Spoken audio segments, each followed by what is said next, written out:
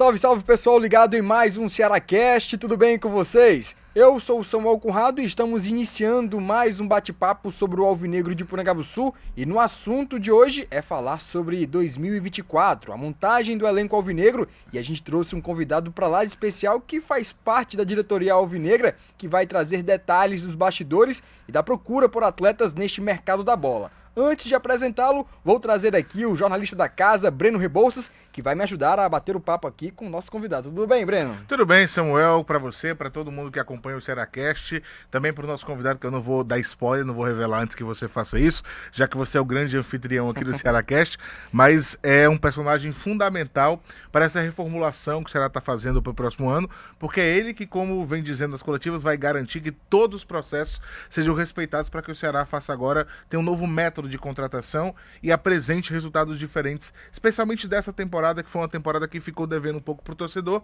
mas ele é um dos encarregados, o principal, eu diria, de fazer com que essa mudança aconteça na prática, né? O que o Ceará vem falando nas coletivas é muito audível para o torcedor, é alinhado com as práticas modernas do futebol, e colocar em prática é o grande desafio, e esse é o grande trabalho que ele vai ter. Por isso que a gente vai conversar com ele, e por isso que o torcedor do Ceará quer ouvir mais também desse personagem que está aqui com a gente hoje. Perfeito, o Breno Rebouças já trouxe todo aí o tapete vermelho para poder apresentar Haroldo Martins, ele que é diretor de futebol do Alvinegro de Porangabuçu e que vai falar com a gente sobre esse novo momento. Haroldo, primeiro, satisfação ter você aqui, muito obrigado pela sua participação. Eu que agradeço o convite, é sempre uma boa oportunidade de a gente levar a torcida alvinegra as informações corretas e de tudo que a gente vem fazendo. Perfeito. E Haroldo, logo começando que naquela coletiva que a gente teve lá no momento, né, tava o Lucas Drubski, o João Paulo Silva, o João Paulo Sanches, você falou sobre a coragem de estar neste cargo. Como é para você, torcedor do Ceará, estar hoje, mais uma vez, voltando à diretoria do clube e tendo essa batata quente, né, como a gente fala, essa pressão que é estar à frente do cargo de diretor de futebol dentro do Alvinegro? Não é uma novidade, é um ambiente que eu já estou acostumado, vivi muito tempo o ambiente de direção do clube.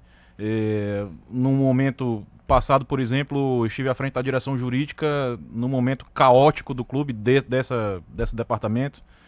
E sempre foi difícil, não tem nada no Ceará com que eu tenha me envolvido. Já estive no financeiro, por exemplo, numa realidade de vacas mais magras, muito longe da atual.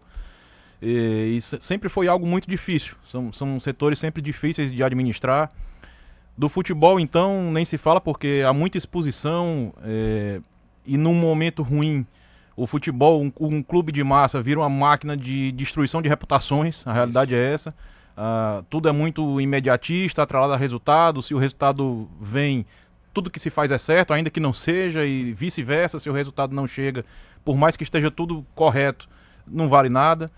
Infelizmente a visão a grosso modo, de uma forma geral, é essa, mas a gente está tentando mudar essa cultura e implantar coisas no Ceará para que elas aconteçam independente de quem esteja lá, para serem processos sólidos do clube, que na nossa saída eles permaneçam e que o clube tenha ganhos não só imediatamente, que a gente espera que aconteça, né, mas também a médio prazo, a longo prazo, que a gente consiga levar realmente uma mudança de cultura para o futebol do Ceará.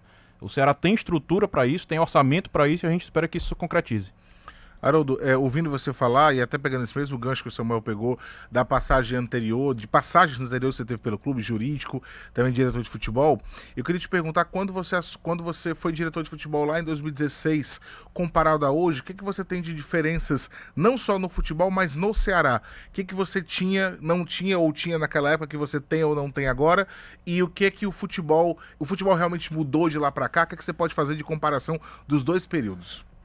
Naquele primeiro momento, a gente está falando de final de 2015 e começo de 2016, o Ceará em 2015 tinha feito uma Série B ruim, tinha começado o ano muito bem, talvez daquele momento, daquela década, talvez tenha sido o melhor time que o Ceará conseguiu montar no começo de 2015, e esse foi um trabalho que começou lá em meados de 2014, já fazendo os pré-contratos pensando no ano seguinte.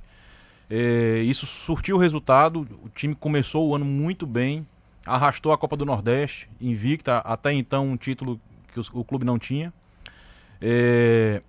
E, no entanto, no segundo semestre, o sucesso desse time, dentro da realidade econômica do Ceará da época, fez com que houvesse um desmonte. Clubes chegaram aqui, pagaram a multa e levaram os jogadores. O Ceará não tinha muito o que fazer em relação a isso, dentro daquela realidade. E o segundo semestre foi terrível, terrível. A Série B do Ceará de 2015 foi terrível. E escapou na última rodada, né? Aquele jogo contra o Macaé, que quase mata todo mundo do coração de quem gosta do Ceará, mas felizmente a gente continuou na Série B. Mas isso acarretou problemas pro ano seguinte, porque até o último jogo da Série B o Ceará não sabia em que divisão estaria no ano seguinte. Isso atrasou totalmente qualquer planejamento pro ano seguinte, porque isso já era beirando dezembro e não se podia avançar em muita coisa porque não se sabia o cenário, principalmente financeiro decorrente disso.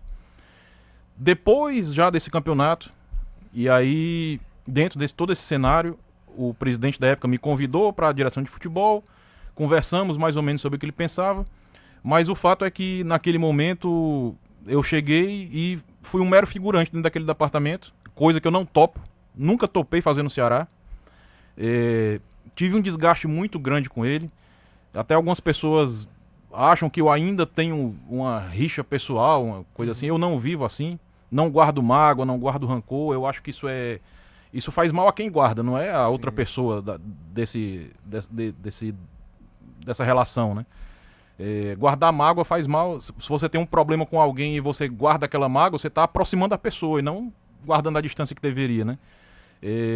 Eu não vivo assim. Hoje eu trato, evidentemente, com respeito, somos adultos, né? E não tem por que ser diferente, pessoas civilizadas. E a divergência era forte no campo de ideias, em pensar o Ceará, enfim, a forma com que ele conduziu o departamento de futebol, a realidade é essa. Nunca houve uma descentralização ou um nível de autonomia para que a gente pudesse fazer alguma coisa. E um exemplo concreto disso é que dentro de todo aquele cenário, um único jogador teve interferência minha direta numa vinda de todo o elenco daquele ano, de 2016, de staff, enfim. Foi o Richardson, que hoje está no Ceará de novo, mas em outra realidade, nada a ver com aquela. O Richardson era um jogador que eu conhecia já do América de Natal ainda, ele é ali do Rio Grande do Norte. E eu acompanhava, depois ele foi pro Confiança. E ele custou ao Ceará na época 30 mil reais. Caramba. Ele tinha alguns salários em atraso na época, no Confiança. E a negociação era o Ceará cobrir esses salários. E mais, acho que eram 15 mil no total de salários que ele tinha. E mais 15 mil para ele vir. Então o Ceará gastou 30 mil reais para trazer o Richardson. Eu tinha tanta convicção no jogador que eu dei uma forçada de barra. Vamos fazer contrato de 2 anos com ele. Na época, né? Ele era novo, eu tinha acho que 24 ou 25 anos. Porque eu tinha convicção de que ele poderia entregar ao clube, né? E aconteceu, de fato, uns 2 anos e meio ou 3 depois, ele foi vendido por 6 milhões e meio. Então pessoalmente, dentro da realidade que se viveu naquela época, eu considero o legado que eu deixei dessa curta passagem, 6 milhões de reais para o clube. Não participei da montagem do elenco, não participei da condução depois do elenco, a comissão técnica já encontrei formada, o executivo da época já encontrei ele do ano anterior. Tentei ter uma convivência profissional com todos, porque não pode ser diferente. E os resultados ruins vieram, não fujo da responsabilidade de ter estado no cargo. Essa pecha, quem quiser colocar, coloque, não me preocupo muito com isso não.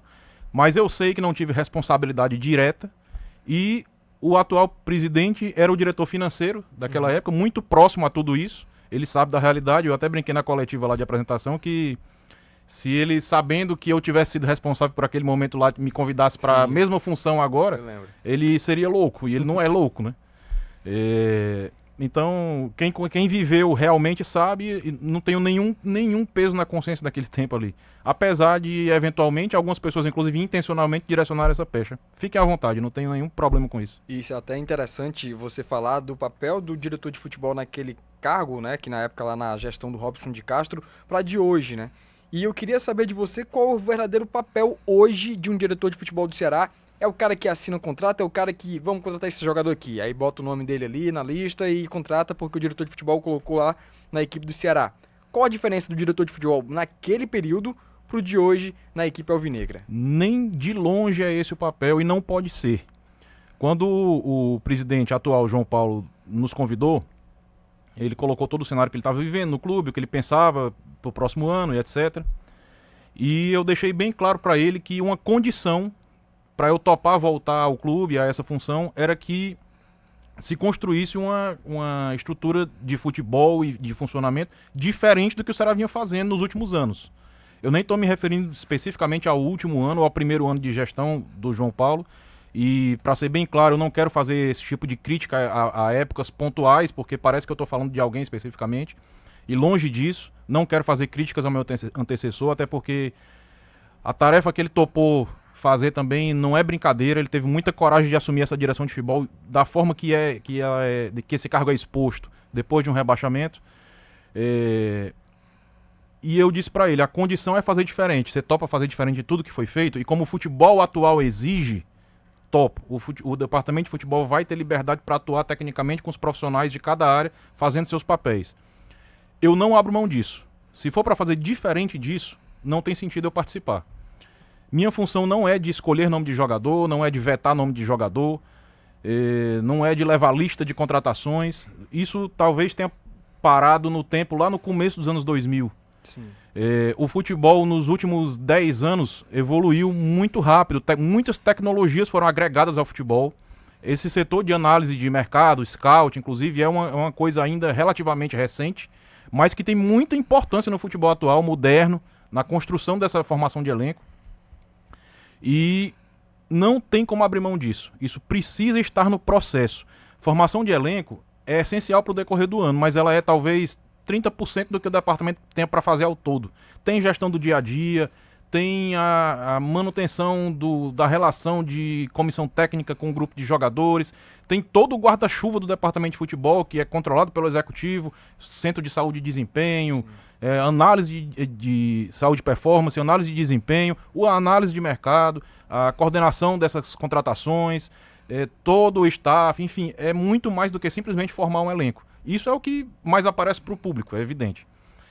Nesse ponto, o que foi colocado para o presidente é o seguinte: toda a formação de elenco do Ceará, em qualquer momento do ano, seja nessa janela, que é a grande volume, seja na janela de meio do ano, que é algo mais pontual, tem que ser para corrigir alguma carência do elenco, ou na saída de jogadores, o planejamento da saída de jogadores no final do próximo ano de 2024, ela precisa ser feita com a participação dos profissionais do clube. Profissionalismo no futebol é isso. O clube tem os departamentos, mas eles eram alguns alijados ou não participavam adequadamente do processo. E isso precisa acontecer. O Ceará teve oportunidade nesses últimos 5, 6 anos de ter um grande desenvolvimento interno do futebol. Todos os setores do clube cresceram. A marca do Ceará é muito forte, comercialmente falando. Outros setores, que vocês convivem diariamente, a comunicação, o Ceará tem boa estrutura. Mas o futebol ficou ali estagnado.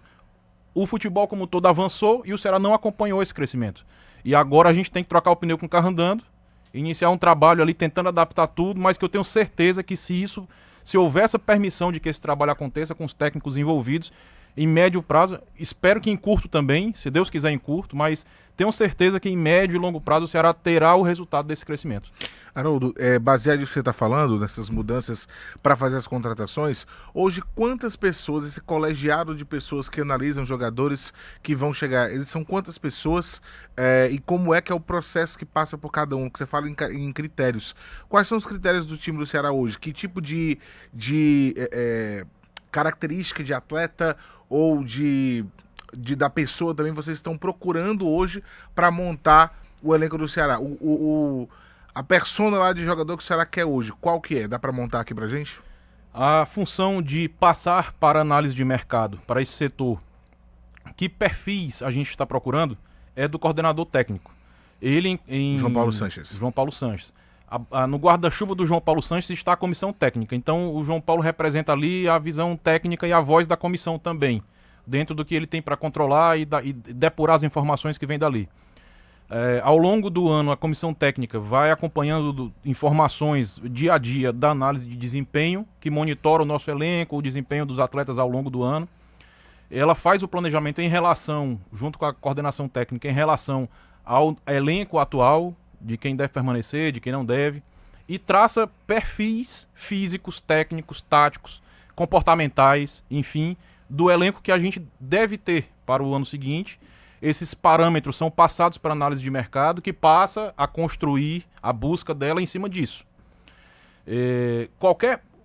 Por qualquer meio que um nome qualquer de atleta chegue ao Ceará, seja por alguma sugestão do presidente ou do executivo, ou um agente que ofereceu ao clube, ou o treinador que está sugerindo o nome, não importa.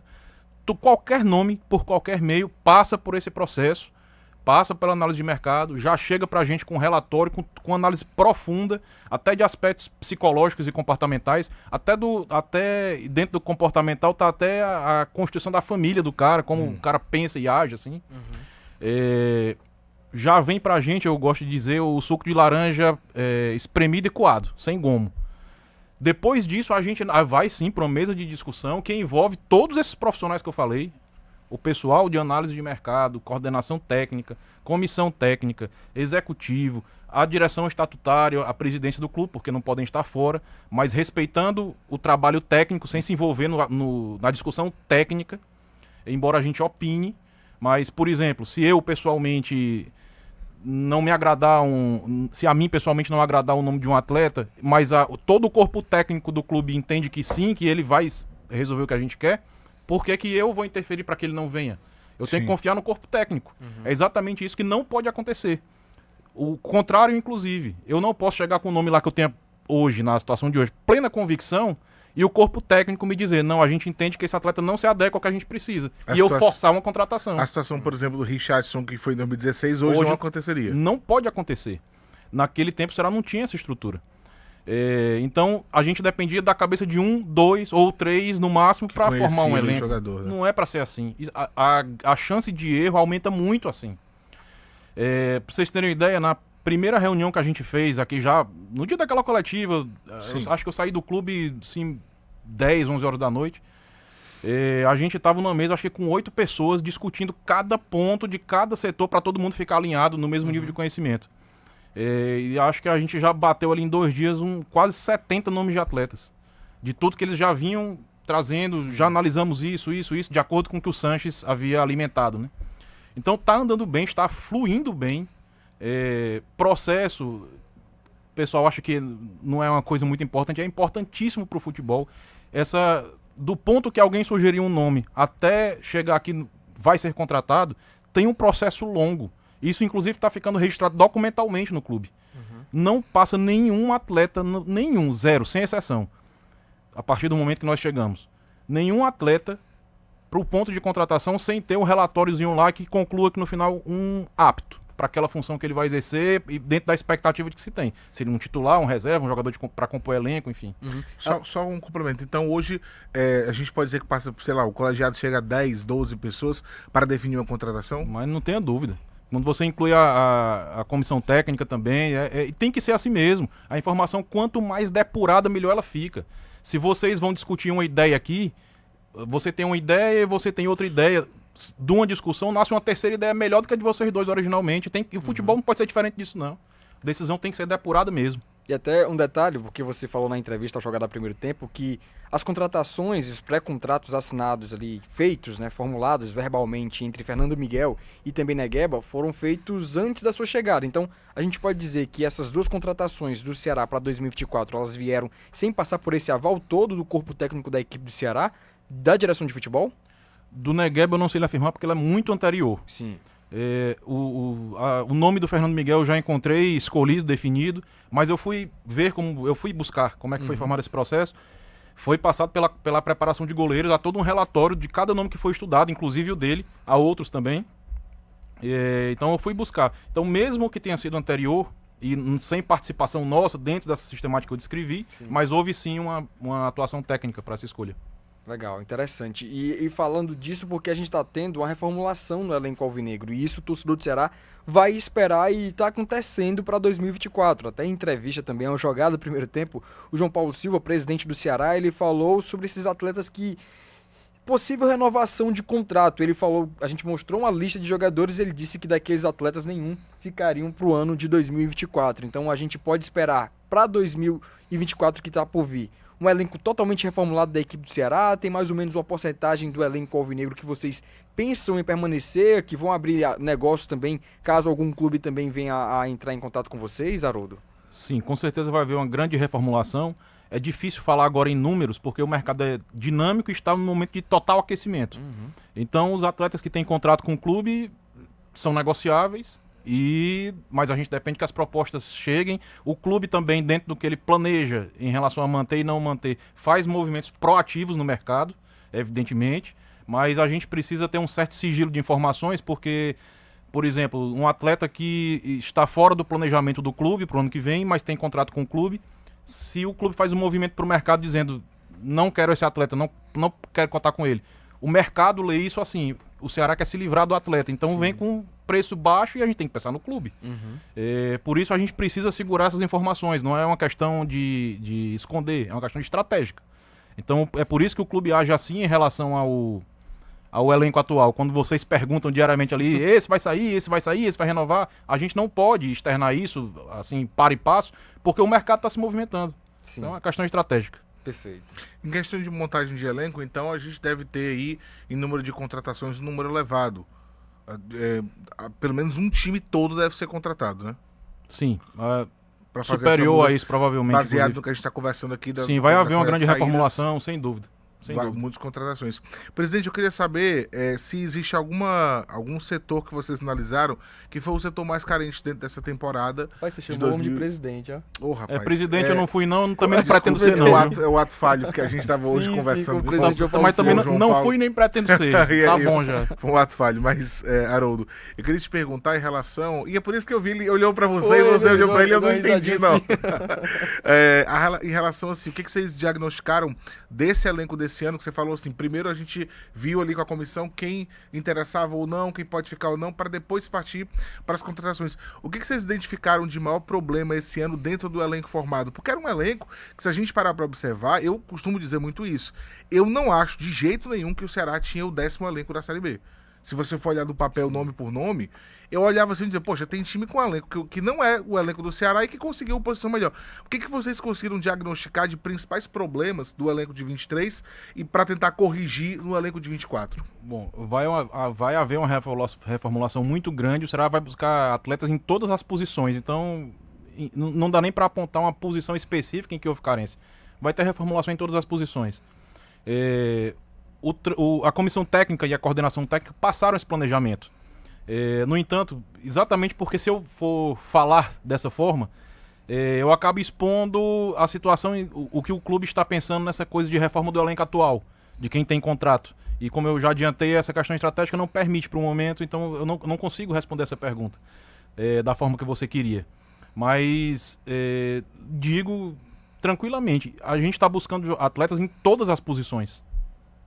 Perfeito. E até essa questão de reformulação do elenco fica muito naquela situação também, porque o Wagner Mancini, quando ele veio aqui, ele falou, quando ele veio no Ceará e ele falou nas coletivas, a situação dele ter chegado com a comissão técnica e ter constatado uma situação de um elenco meio abatido psicologicamente, né, com a situação de sequência, o psicológico acabou atrapalhando nessa análise também que vocês estão fazendo de mercado, os atletas que vocês estão trazendo para 2024. São jogadores já trabalhados nessa casca do alho, como a gente fala, em relação a ter pressão de uma torcida que, quando os resultados não vêm e vai fazer pressão, vai até a sede do clube para poder saber questionamentos. O Ceará também está indo atrás de jogadores que tenham noção disso também, de vestir a camisa do Ceará, o peso que tem isso? Não tenha dúvida. Um dos parâmetros de busca passados são jogadores protagonistas, com perfil psicológico forte, alguns inclusive ex-capitães, com perfil de liderança. O elenco vai ser construído dessa forma. Em clube de massa tem que ser assim, num momento que o Ceará está vivendo, que não permite muitas experiências, porque às vezes você traz um jogador de um time menor que não tem esse perfil psicológico necessário para viver esse momento de pressão do clube de massa, e ele sente e afunda. Outro é o cara que, bom tecnicamente, mas se ele tiver um momento de ficar no banco alguns jogos, ele vai afundar. Isso está sendo muito bem estudado. Isso não quer dizer que não se vai errar em algum momento, né? Porque é impossível, ou quase impossível, ter 100% de acerto. Mas a gente está tentando minimizar bastante essa margem. Legal, é interessante isso. O Ceará que está tendo essas mudanças já anunciou alguns jogadores, né? A gente já teve aqui até o momento presente, gravando aqui o Ceará Cast, o Lourenço, o Fernando Miguel, o Wailon e o Lucas Mugni.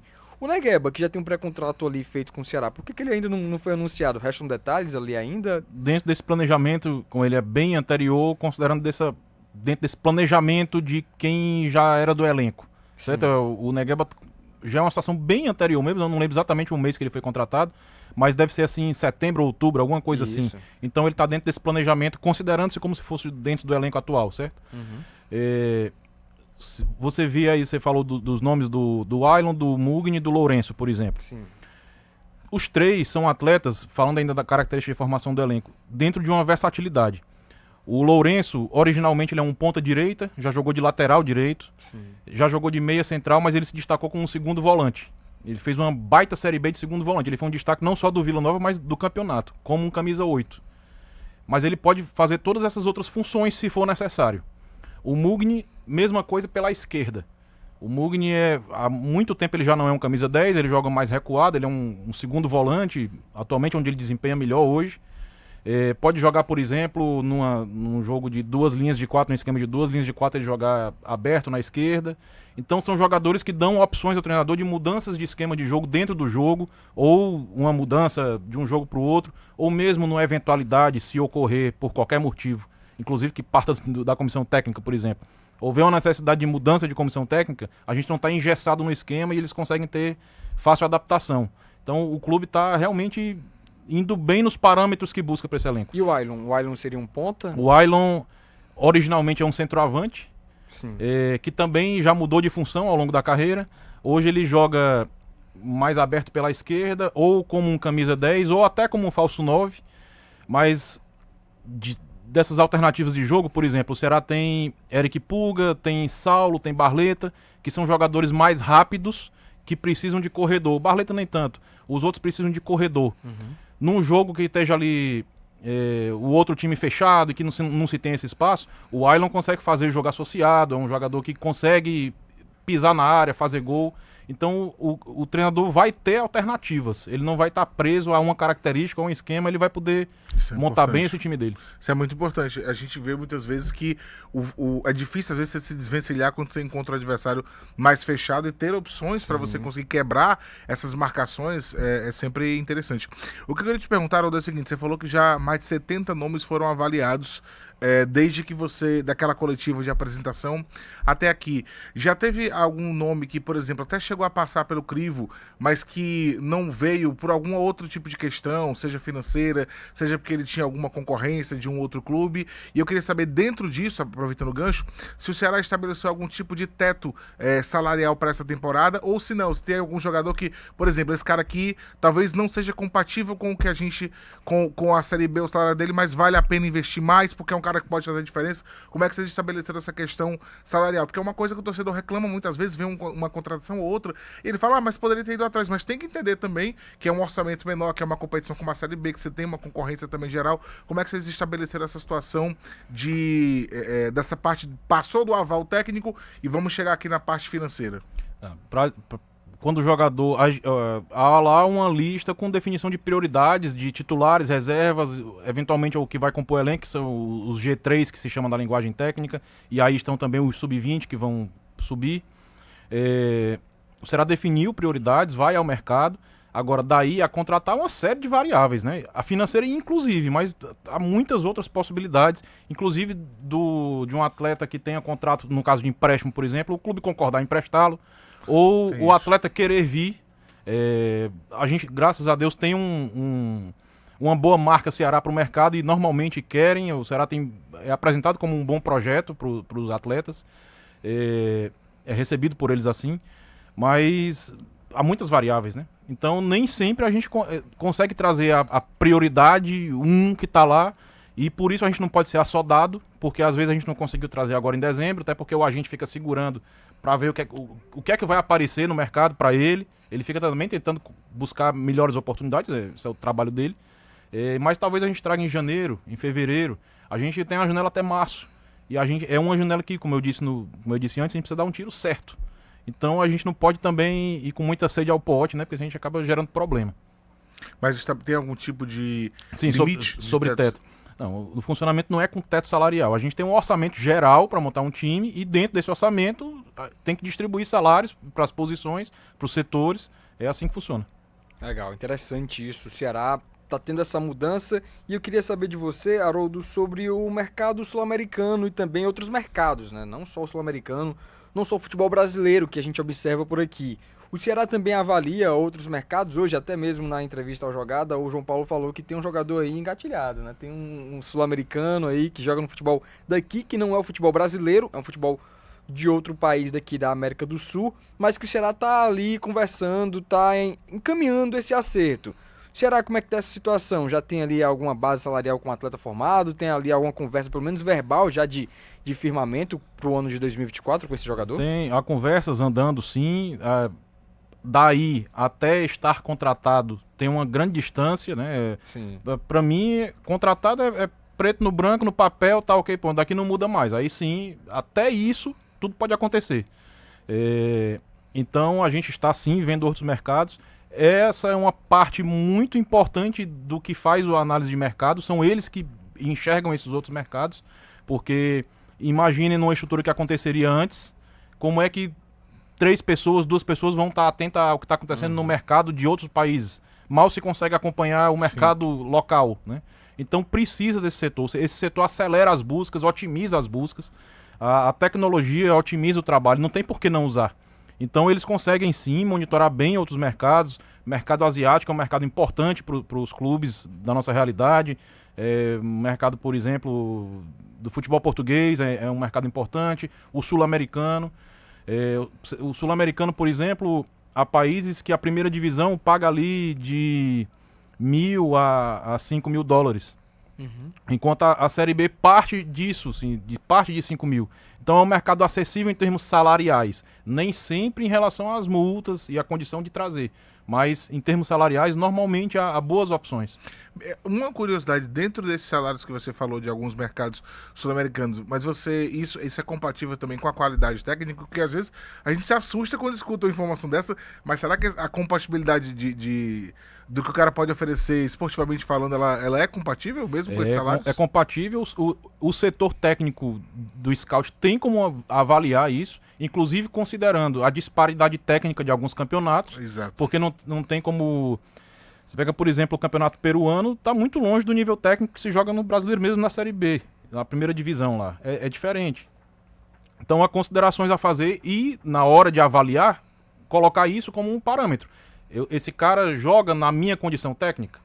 Eles veem isso. E essa disparidade financeira, por mais assim, inacreditável que pareça, ela existe. O Brasil tem uma condição diferente em relação a outros países da América do Sul e isso reflete no aspecto salarial dos atletas. Acontece. E o Samuca falou em relação a um jogador que está aí conversando, mas o Ceará deve trazer mais peças de outros países ou por enquanto só um jogador? Você já tem conversas com outras peças? E pelo menos os países onde é que eles não estão? Não tem como falar muitos detalhes. Eu sinceramente nem sei porque é que o presidente falou isso assim, dessa forma, mas a gente está olhando sim, são opções para nós. Se elas vão acontecer ou não, aí só o tempo dirá, e as então, variáveis do mercado, sim, é possível que haja mais de uma, mas eles virão não só porque são de outro mercado, ou não só porque são gringos, eles virão se estiverem dentro do que o Ceará busca tecnicamente. Interessante isso, né? E o Ceará, nessa busca de mercado, tem alguma posição ali que vocês viram, 2023 foi bem carente isso aqui, porque se a gente pegar, por exemplo, a Série B de 2000 deste ano, o Ceará teve a situação de ser a 5ª pior defesa do campeonato, né? O Ceará tem alguma posição deficitária que a direção de futebol está tendo um cuidado a mais de ter ali um apreço por algum jogador? A gente está buscando, vou repetir, jogadores de todas as posições. Então, dentro do planejamento é um time inteiro praticamente. Então, se você perguntar por carência, todas as posições são carentes, nós estamos buscando para todas. Sim. Não tem como fugir disso, não. Wagner Mancini, quando você chegou, o Wagner Mancini já estava estabelecido e definido pelo presidente que seria o treinador da próxima temporada. O que você pode falar pra gente do estilo do Wagner Mancini? Se ele é um estilo que você, como se tivesse chegado antes, gostaria de ter trazido? Ele é um cara mais linha dura? Ele é um cara mais... Como é que o Wagner Mancini ajuda, inclusive, nesse projeto de como o clube vai funcionar para a próxima temporada?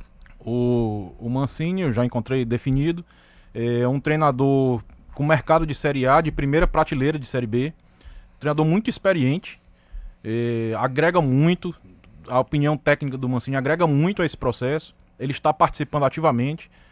Muitos já me perguntaram assim, se é o treinador que monta o time, o treinador que indica, o jogador não funciona assim.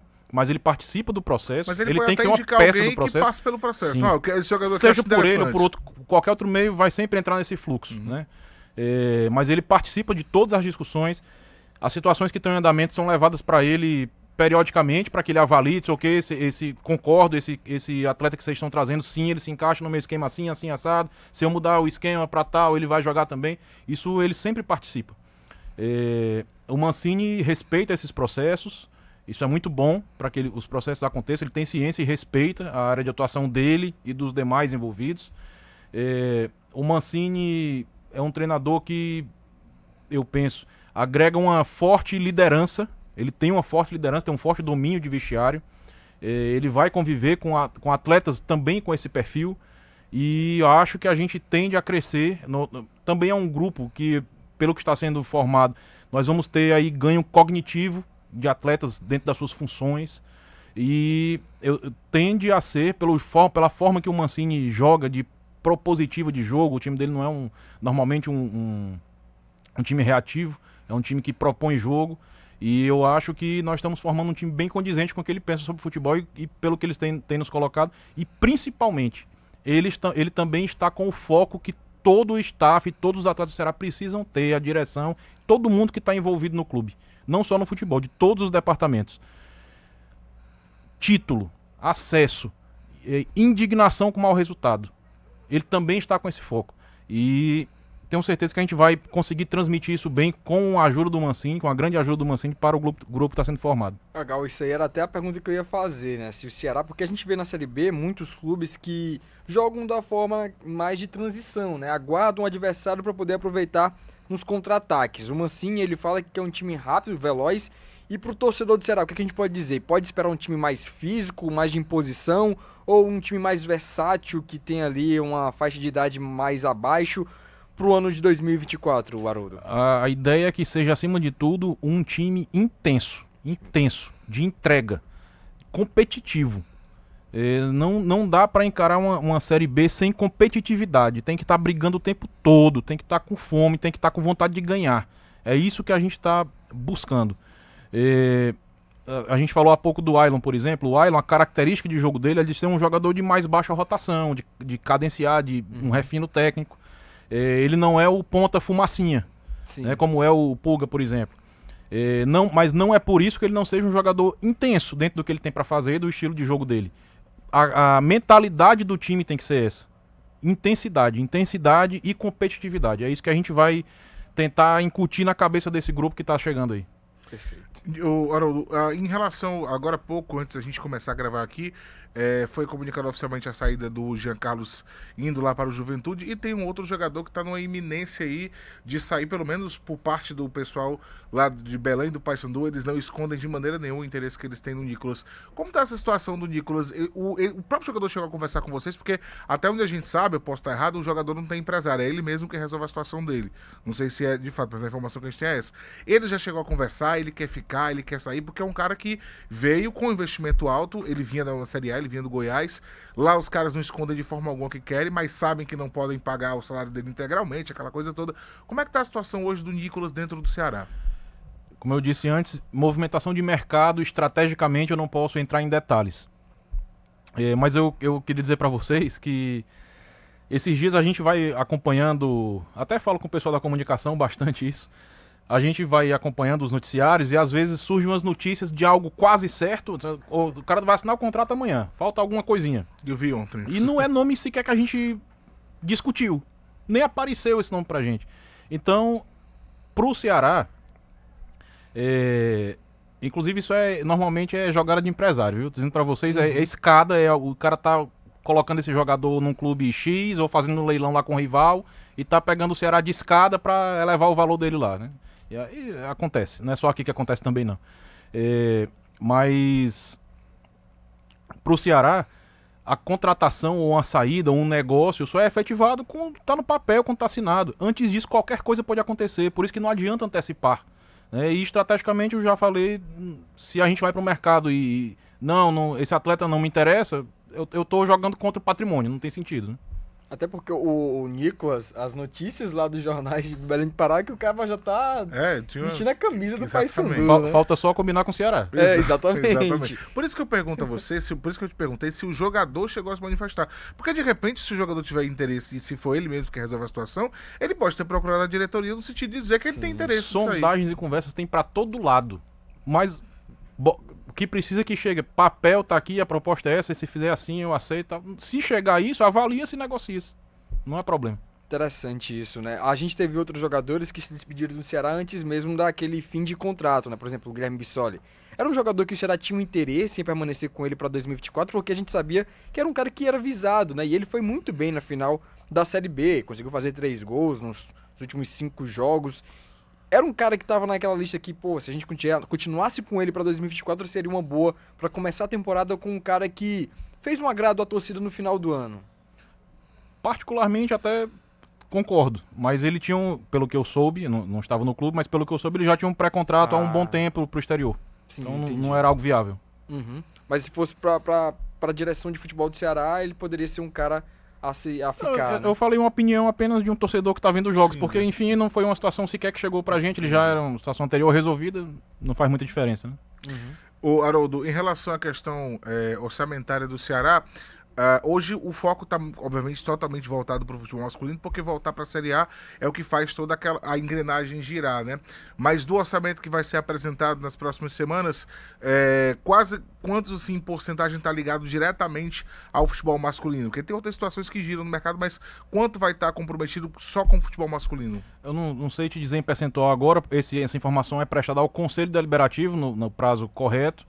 E eu prefiro que essa informação corra dentro do fluxo correto, sem antecipar informações, eu prefiro que isso aconteça lá. Mas eu não sei se não sei se é bem o que você quis me perguntar, mas dentro da atuação da minha pasta é só futebol profissional masculino.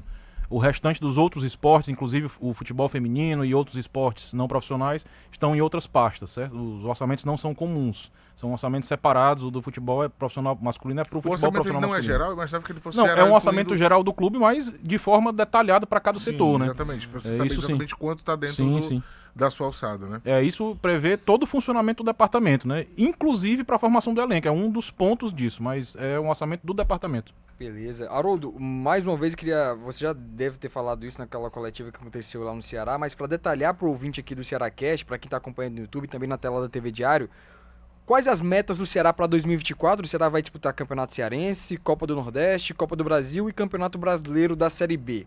Destas 4 competições, quais as prioridades, o que o Ceará espera de cada uma delas para o próximo ano? A prioridade nesse primeiro trimestre tem que ser sempre brigar por título. Como obrigação mínima, o Ceará tem que chegar à final do Cearense, e isso foi discutido com o presidente, as semifinais da Copa do Nordeste, é o que ele coloca como meta mínima, mas o Ceará tem que brigar por título. O Ceará no Campeonato Cearense não pode ter outra realidade que não seja brigar por título, não tem como ser diferente, certo? Até porque a gente já está há alguns anos sem conquistar esse campeonato e a gente precisa voltar a fazer isso, né? Então o Ceará precisa brigar pelo título. Na Copa do Nordeste a mesma coisa, o Ceará vai ser sempre um grande clube dentro desse campeonato e não pode ser diferente de almejar o título. A Copa do Brasil a gente já entra na terceira fase, já vai entrar mais avançado na competição e a gente vai até o máximo possível, até porque a Copa do Brasil gera grandes ganhos financeiros e a Série B não pode ser nada diferente de brigar pelo acesso, né? Sim. Tem que estar brigando pelo acesso, é foco. Nada diferente disso é aceitável. Dentro dessa questão do planejamento que ele está perguntando, do aceitável, do que seria sucesso e tudo mais, internamente, essa avaliação você falou das janelas, da primeira para a segunda janela. A segunda janela, ela está um pouco mais distante, em compensação ela ganhou mais tempo, né? Porque ela era uma janela menor, de um mês, ela passa a ser, acho que de um pouco mais de 2 meses, vai ali, porque ele vai até setembro. Como é que vocês pretendem, porque já vai estar com a Série B em andamento, mas vai ter algum tipo de filtro, por exemplo, quando terminarem as primeiras competições do ano e depois, isso já para com a Série B em andamento, vocês já terem alguns focos, ou vai esperar de fato chegar mais perto dela? Como é que vocês pretendem fazer esse filtro inicial depois que a primeira janela fechar, para ter a noção do que vai ser necessário ser feito na janela número 2? Não, análise permanente. Inclusive, uma das funções desse setor de scout, análise de mercado, é manter um time sombra com as prioridades do Ceará monitoradas ao longo do ano, exatamente para chegar nesse momento de janela. O que você chama de time sombra, só pra gente? É um time de prioridades que o Ceará vai monitorar ao longo do ano. Já definiu ali, para essa posição, são esses 5 nomes que eu vou monitorar com mais foco durante o ano. É um time sombra, é um time paralelo aqui que eu estou monitorando. Aí, dentro das carências que vão ser passadas para eles pela coordenação técnica, eles vão melhorar esse foco dentro desse time sombra, para que quando chegar nesse segundo momento já saiba o que é que vai fazer. Tem que ser assim, o planejamento é antecipado, não pode ser imediato. Esses 2 departamentos de análise de mercado, eles vão ganhar algum tipo de reforço ou eles já estão totalmente definidos? Chegou mais um profissional e eu já fui claro com eles. Esse que chegou fora o Isaac, você tá falando? Não, o Isaac. Foi o Isaac. Já fui claro com eles. Eles têm um trabalho sólido, são bons profissionais, embora o clube não utilizasse o departamento da maneira correta, mas são bons profissionais, o Diego e o Walter, eles têm um trabalho sólido. Chegou mais um profissional para reforçar esse setor.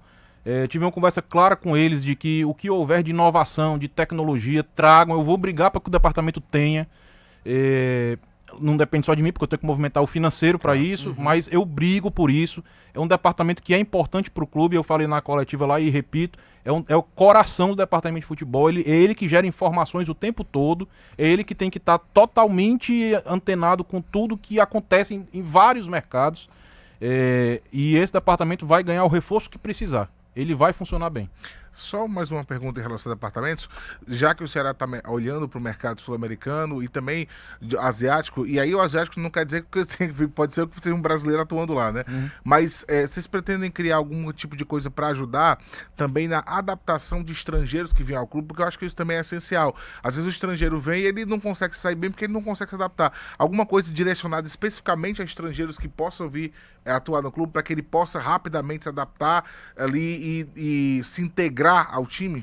Com certeza, a ideia é que tenha, o Ricardinho vai ser muito importante nessa integração para todo o grupo de atletas com o clube, faz parte da função dele, inclusive, a integração com o elenco profissional, integração com o último ano da base, não só de integrar, mas de monitorar. O Ricardinho também tem participado de toda essa mesa de discussão sobre tudo do futebol, e ele é uma grande referência de profissional do Ceará, do que o Ceará busca. Nota 11, sempre foi assim o Ricardinho. E o clube também vai ter outros aparatos, como assistente social, para fazer ali a recepção e acolher o atleta e a família da forma que eles precisam para ter a melhor chegada ao clube e a cidade, o ambiente em que a gente vive aqui. São climas diferentes, cidades diferentes, outros idiomas, enfim, e eles precisam ter essa adaptação. Também a ideia é que o clube tenha profissional da psicologia, do esporte dentro do clube, para que tenha um acompanhamento permanente desse grupo, sejam estrangeiros ou não. Hoje o Ceará não conta com psicólogo permanente? Atualmente não, já teve, mas nós vamos voltar a ter, a gente está buscando, e tem que ser um profissional da área de psicologia do esporte especificamente, mas a gente já está cuidando desse assunto. Já está encaminhado isso? É para próximo ano, já o início de 2024? A ideia é que esteja já aqui no começo do ano todo esse aparato, porque o elenco novo vai chegar e eles precisam desse acolhimento, né? Perfeito. E até falando sobre esse elenco novo, a situação daqueles jogadores da base do Ceará que seriam observados pelo Wagner Mancini, a gente teve a situação de alguns jogadores serem vistos e aproveitados no Campeonato Cearense, né? Só que isso acaba que chocando com a Copa São Paulo de Futebol Júnior. Como é que fica a relação que o Alisson Henry vai fazer ali para poder levar para a Copinha? Precisa do aval do Wagner Mancini ou o Mancini vai dizer, preciso desses três jogadores que treinaram comigo para poder observar no Campeonato Estadual, então eles não vão para a Copinha? Ou já existe a lista de relacionados para a Copinha, os jogadores já estão convocados para poder jogar, como é que está essa relação? É um assunto integrado entre futebol profissional e base, isso é definido, eles vão para a Taça São Paulo, na volta os que vão subir já se integram ao elenco profissional. Perfeito. Então, mas não vai ter nenhuma quebra do time que vai pra Copinha pra poder ficar no Ceará? Não. Eles vão pra Taça São Paulo normalmente e na volta eles se integram ao grupo principal. Perfeito. E assim a gente tá encerrando mais um CearáCast. Já né? acabou? O pessoal já tá daquele jeito, o pessoal que... Se andou rápido assim é porque foi bom, né? Foi daquele jeito, foi bem rápido. Fluiu bem, né? Papim-pum. E eu queria a última palavra do Haroldo Martins, até direcionado pro torcedor do Ceará. O que o torcedor alvinegro pode esperar da formação do elenco do Ceará que está sendo colocado para o ano de 2024, que está sendo montado agora em dezembro, Haroldo? A gente sabe que a gente que torce, né? sabe que não tá legal, não foi um segundo semestre bom, ver o que o Ceará fez, em nenhum momento brigar para subir. Apesar de ter tido um primeiro trimestre bom, de título inclusive, mas a lembrança que fica, de um modo geral, é o segundo semestre. E a gente entende a insatisfação, eu também estou insatisfeito. Não tem como ser diferente, é para se indignar mesmo e desconfiar. A gente sabe que a torcida está desconfiada e eu não estou aqui para pedir calma, nem que ninguém confie. Mas a gente espera que quando a bola role, a gente comece a aplacar essa desconfiança, que a gente consiga entregar os resultados. E tenham certeza de que essa cultura diferente de intensidade, de busca pela vitória, de brigar por título, brigar por acesso, isso vai ser muito bem incutido na cabeça desse grupo. Não só do grupo de atletas, mas de todo o staff e das pessoas que trabalham no Ceará. A gente vai buscar uma mudança realmente de mentalidade. Isso não é discurso, não é da boca para fora. Isso vai acontecer no Ceará. Podem ter certeza. Ótimo, esse é Haroldo Martins, diretor de futebol do Alvinegro de Porangabuçu. Primeiro, agradecer Breno Rebouças por ter participado aqui de mais um Cearacast, Breno. Satisfação é minha, Samuel, sempre que precisar pode chamar. E hoje um papo muito legal aqui com o Haroldo, que falou sobre vários aspectos do departamento de futebol. Acho que até pra gente entender melhor como funciona esse processo. Eu gostei muito quando você explicou o que cada função tá fazendo, por onde é que vai passando, porque dá até pra gente imaginar ali como se fosse uma engrenagem, né? Não, como é, rapaz? Aquele desenhozinho que tem, tipo assim, um mapinha de como vai passando ali o jogador até chegar. E eu acho que isso é importante pro torcedor entender que é complexa a contratação de um jogador. Não é simples como às vezes parece ser. É complexa e mostra que o Ceará tá fazendo tudo detalhado para, como o próprio Haroldo disse, ter o mínimo possível de margem de erro, porque isso é muito importante. Com as janelas que estão da maneira como elas estão e com o time do Ceará precisando dar resposta por esse segundo semestre, como o próprio Haroldo falou, a margem de erro tem que ser mínima e o Ceará está se esforçando com processos para que isso aconteça dessa forma. Perfeito. O Breno Rebouças esteve aqui com a gente no nosso Cearacast e agradecer também em especial Haroldo Martins. Muito obrigado pela sua participação. Esperamos você aqui mais outras vezes aqui no Cearacast trazendo boas notícias do Alvinegro. Nada, disponham, sempre é um prazer. A gente é um canal para levar informação correta ao público e eu que agradeço a vocês a participação. Perfeito, Haroldo Martins esteve aqui com a gente. Agradecimento especial à comunicação do Alvinegro, né? Hoje aqui na pessoa de Abreu Neto esteve aqui. Muito obrigado ao Abreu, ao Israel Simonton, a toda a equipe da comunicação e do marketing do Alvinegro de Porangabuçu. A você que acompanhou o Cearacast até aqui, muito obrigado pela sua audiência. Fique sabendo, toda quinta-feira, a partir das 10 horas da noite, você acompanha um episódio novo aqui na tela da TV Diário. E se você pegou a metade do episódio, vai lá no YouTube do Jogada SVM, vai ter o episódio recheado, completo, com todas as informações do Alvinegro de Porangabuçu. Muito obrigado, deixa o like, compartilha com os amigos e até a próxima, pessoal. Valeu!